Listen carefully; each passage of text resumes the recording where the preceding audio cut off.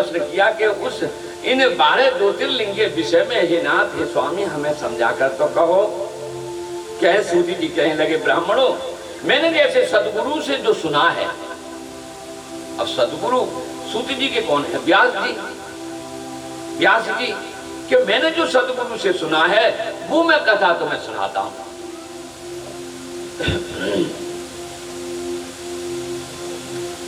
कि वह ज्योतिर्लिंग का महत्व तथा उनके प्राकृत का प्रसंग अपनी बुद्धि के अनुसार अब मैं संक्षेप में ही सुनाऊंगा तुम्हें, क्योंकि तुम सब लोग सुनो। तो मुने कहने लगे सूत जी कि ज्योतिर्लिंग में सबसे पहले सोमनाथ जी का नाम आता है। 12 ज्योतिर्लिंग में सबसे पहले सोमनाथ का नाम आता है। और अगर पहले उन्हीं के महात्म को सावधान होकर सुनो। ऋषि शांत चित्त, मन, क्रम और वचन से समर्पित होकर कथा सुनने लगे भगवान की। हे मुनीश्वरों, महामना प्रजापति दक्ष ने अपनी अश्वनी आदि और 27 कन्या का विवाह चंद्रमा के साथ किया। 27 कन्या का विवाह और चंद्रमा के साथ किया। तो चंद्रमा को स्वामी के रूप में पाकर सभी दक्ष कन्याएं और बड़ी प्रसन्न थी। चंद्रमा के साथ विवाह हुआ। कुछ समय बीतता गया और कुछ समय बीतने पर लेकिन चंद्रमा में 27 कन्या, जो 27 नक्षत्र जो कहे जाते हैं, उनको प्राप्त कर चंद्रमा भी बड़े प्रसन्न थे। सब उन सब पत्नियों में भी जो रोहिणी नाम की पत्नी थी, अर्थात महाराज दक्ष की पुत्री रोहिणी नाम की जो पत्नी, एकमात्र वही चंद्रमा को जितनी प्रिय थी कि उतनी दूसरी कोई पत्नी प्रिय नहीं थी। एक पत्नी को ही बहुत अत्यंत प्रेम किया करते थे चंद्रमा। इससे दूसरी स्त्रियों को, बड़ा पत्नियों को दुख हुआ। उनको जब दुख हुआ, इससे दूसरी बार बार शिकायत पर चंद्रदेव कछु सुने नहीं। तो अभी तो क्या है कि परिवार में पत्नी को तकलीफ पड़ी तो मम्मी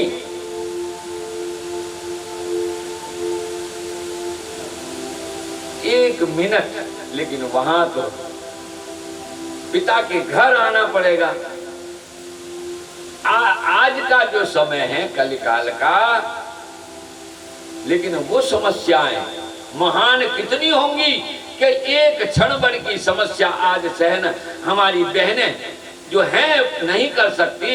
और कोई भी समस्या पति पक्ष तरफ से और घर से मम्मी को पहले कहेंगी। हाथ जोड़कर सब बहनों से जो कोई ससुराल की शिकायत और पियर में जो करते हैं, ये अच्छा नहीं है। सहन करना ये सीखना चाहिए। दुख हमेशा नहीं रहता। छोटी छोटी बातों की शिकायत और उनसे परिवार बिखर जाते हैं।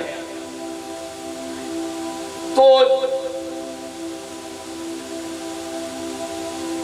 कुछ दक्ष की पुत्री और बहुत परेशान, जब चंद्रमा उनको स्वीकार ही नहीं कर रहे थे, बहुत समय हो गया, परेशान होकर तब वहां पिता से कुछ कहने आए और चंद्रदेव को समझाने के विषय में कहा कि हे पिताश्री, आप कुछ समझा दो।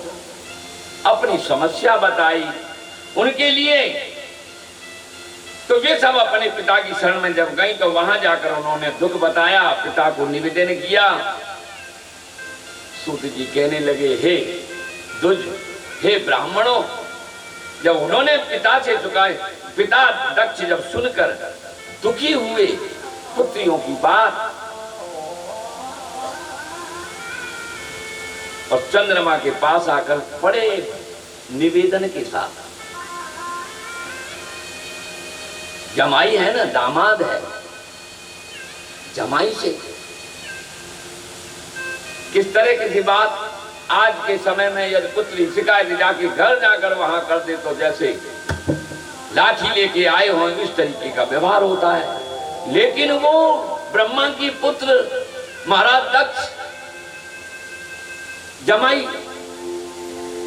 बड़ा निवेदन किया उन्होंने, बहुत ही समझाने का प्रयास किया और विवेकपूर्ण समझाया। और समझाने के बाद दत्त ने कहा, हे कलानिधे, आप तुम कितने निर्मल हो, कुल में ऐसे और निर्मल कुल में तुम उत्पन्न हुए हो, तो तुम्हारे आश्रय में रहने वाली जितनी स्त्रियां हैं, जितनी तुम्हारी ये पत्नी हैं, उन सबके प्रति तुम्हारे मन में न्यूनाधिक भाव ऐसा क्यों रखते हो। बड़ा विवेकपूर्वक उनको समझाया। तुम किसी को अधिक और किसी को कम प्यार करते हो, अब तक तो जो किया है सो किया, लेकिन अब आगे ऐसा फिर कभी ऐसा विषमता पूर्ण बर्ताव मत करना, तुम्हें नहीं करना चाहिए ऐसा। महाराज दक्ष ने बहुत समझाया। और क्योंकि ऐसा जो व्यवहार करता है तो उसे नरक देखना पड़ता है कि पत्नी, क्योंकि साथ दुर्व्यवहार, भेदभाव, और जहां भेद आ जाए, भेद में नरक का सामना है। किसी में भी भेद करना, अर्थात सज्जन पुरुष, विवेकी पुरुष, भेद जो शब्द है वो नरक का रास्ता है। भेद शब्द किसी में देखिए आप, तो राजा दक्ष ने यही समझाया कि ऐसा भेद करने वाले और नरक का सामना करना पड़ता है।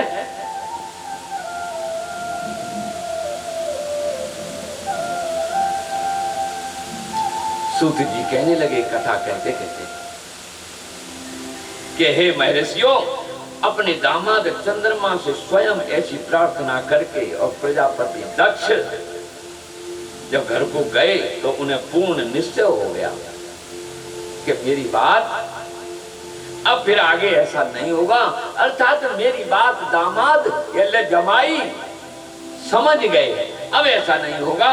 और चंद्रमा ने प्रबल भावी सी, प्रबल भावी प्रबल होनी, होनहार, जो होने वाला होता है वो उसके बस में विवश होकर और ससुर की बात पर कोई ध्यान नहीं दिया, नहीं मानी बात। रोहिणी में इतने आसक्त चंद्रदेव हो गए कि दूसरी किसी पत्नी का कभी आदर ही नहीं करते थे। इस बात को सुनकर दक्ष फिर दुखी हुए, फिर शिकायत गई तो दक्ष के पास, दक्ष फिर दुखी हुए। अब दुखी हुए तो आकर फिर स्वयं आकर चंद्रमा को उत्तम नीति से समझाने तथा न्यायोचित बर्ताव के लिए प्रार्थना करने लगे। फिर भी न्यायोचित नीति के रास्ते से समझाकर परिवार न बिगड़े, उस भाव से चंद्रदेव को फिर समझाया।